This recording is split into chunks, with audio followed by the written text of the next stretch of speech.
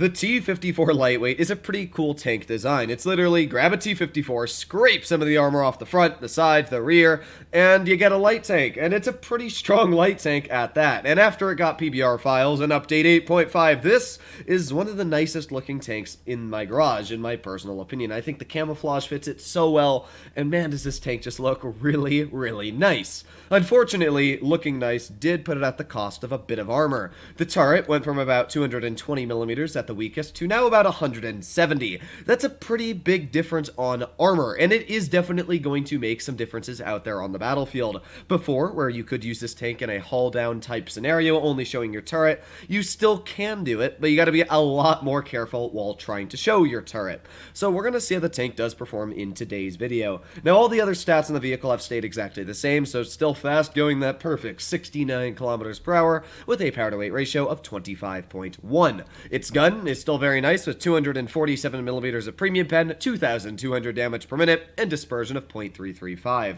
I actually really like the gun on the lightweight. It's got plenty of pen to cut through enemy armor, especially for it being a light.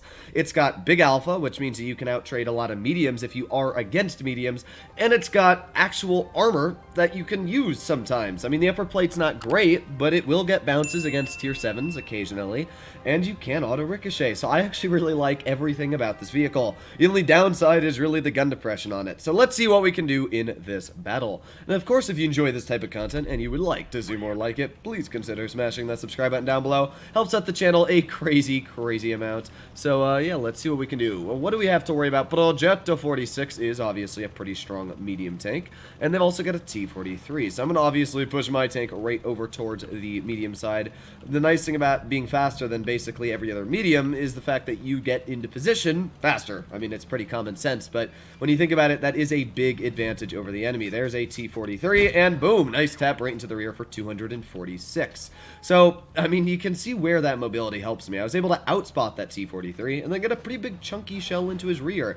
So, are we going to be able to get another shell out into him? Well, I don't think we are, because he's all... Oh, no, he's dead. I take it back. He is completely DED.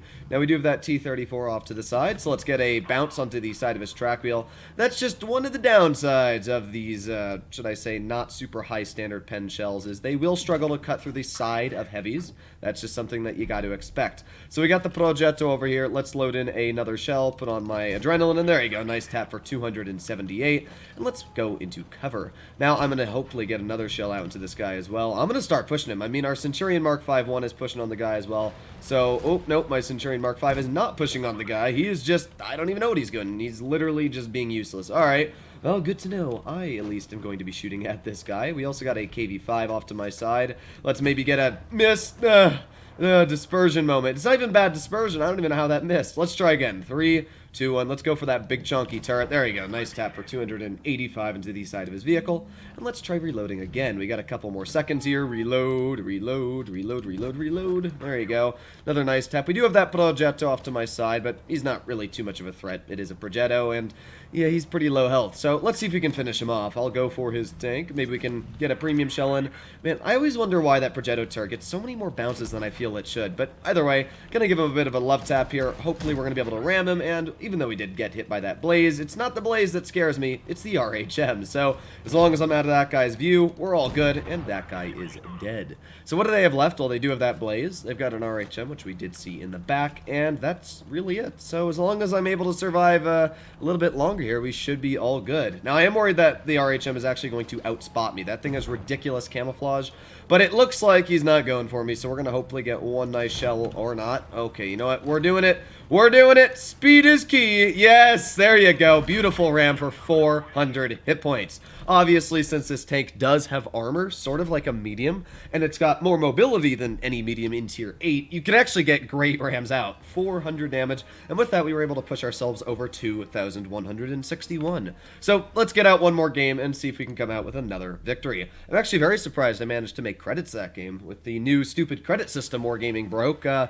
credits are basically in the negative every single game. Still waiting for them to fix it. Don't know when they are, but I know a handful of people that have literally refused to play Blitz because of their credit situation right now. I'm kind of irritated, not gonna lie. I mean, obviously I've got enough credits that I could do this for like the next 5 years and not worry, but it's definitely unfair for people that don't have credits. I mean, myself, I know what it's like. But enough about that.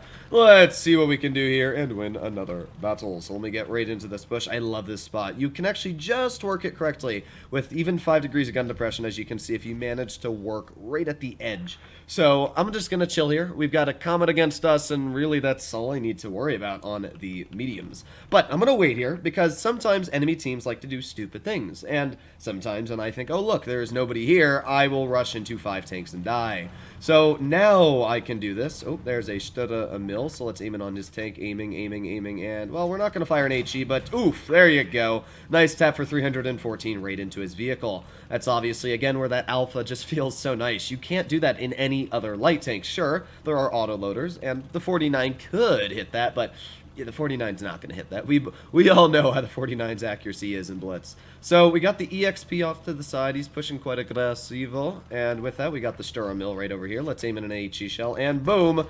Ooh, he's got Spalliner on. I was wondering why he didn't die. I was like, that should have killed him. But let's just reload another shell here. Let's finish him off. We did get hit, unfortunately, at that. We actually got hit in the side of the tank. Interesting. But, yeah, we'll continue on pushing up. We got the Comet off to the side. Comet is a bit of a threat, but we should be able to get 1 shell in. There you go. Nice tap for 275.